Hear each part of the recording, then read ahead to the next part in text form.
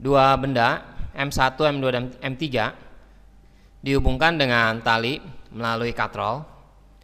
Massa katrol dan massa tali serta gesekan katrol diabaikan.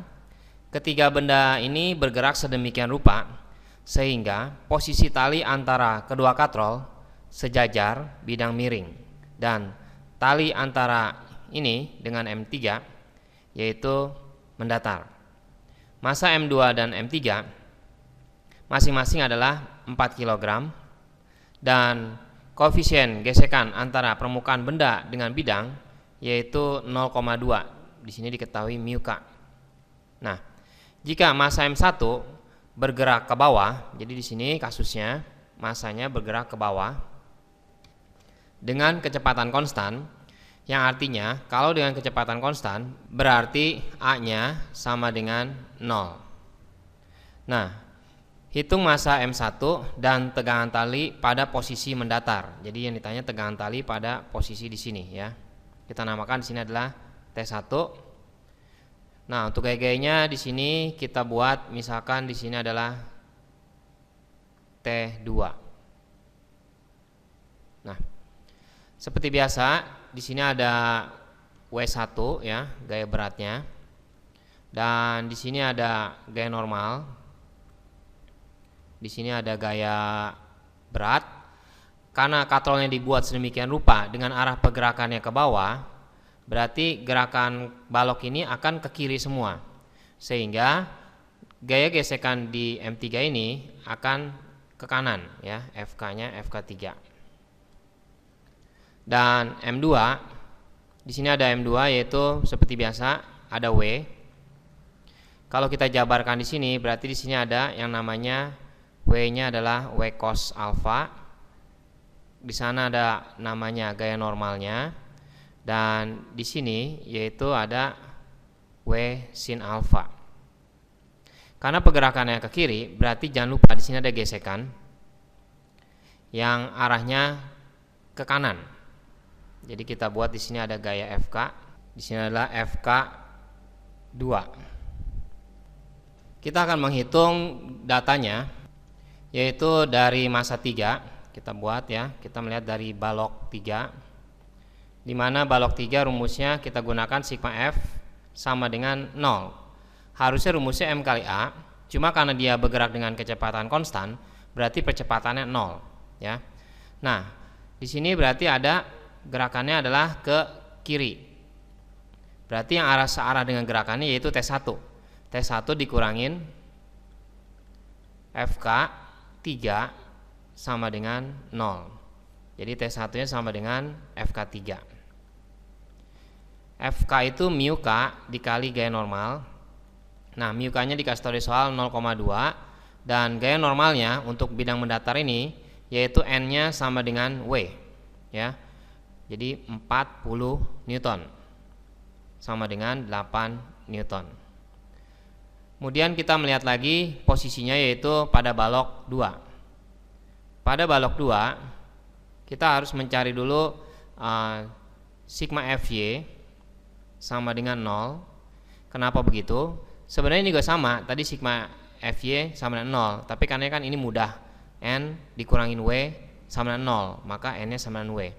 Ini juga sebenarnya sama aja, jadi N dikurangin W cos alfa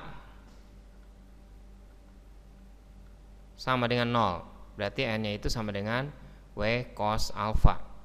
W nya 40, cos nya yaitu cos 37.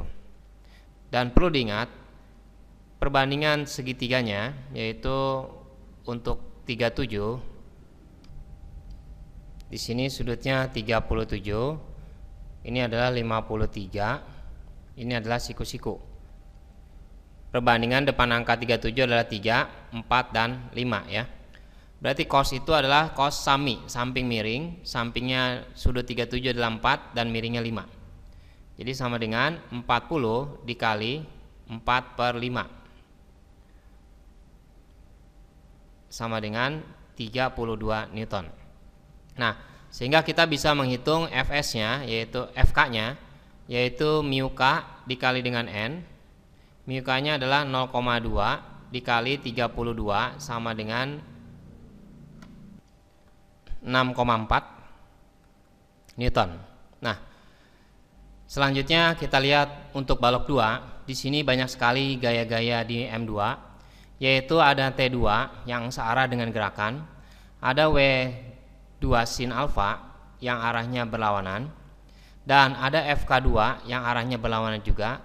Dan jangan lupa di sini ternyata ada yang namanya T1 ya.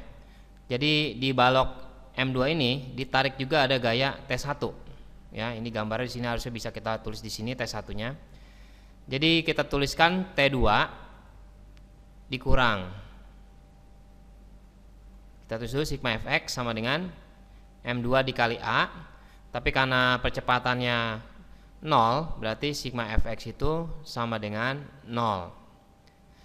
Jadi T2 dikurangkan dengan W2 sin alfa dikurangkan dengan FK2 dikurangkan dengan T1 sama dengan 0.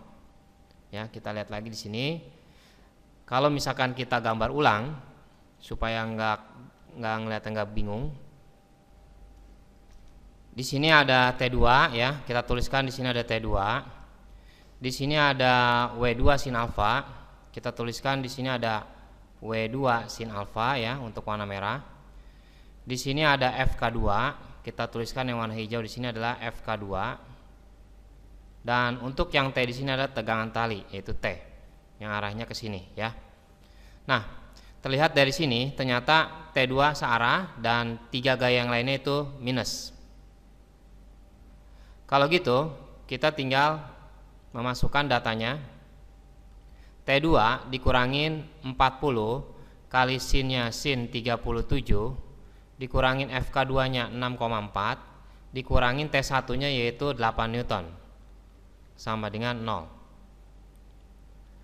Berarti T2 dikurangin 40 dikali 3/5 dikurangin 6,4 dikurangin 8 sama dengan 0. T2 dikurangin 24 dikurangin 6,4 dikurangin 8 sama dengan 0. Berarti T2 nya hasilnya yaitu 38,4 Newton.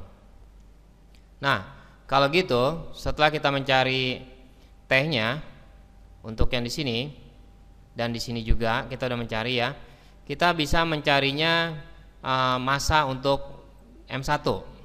Di sini terlihat massanya yaitu W1 dikurangin T2 sama dengan M1 kali A. Jadi kita buat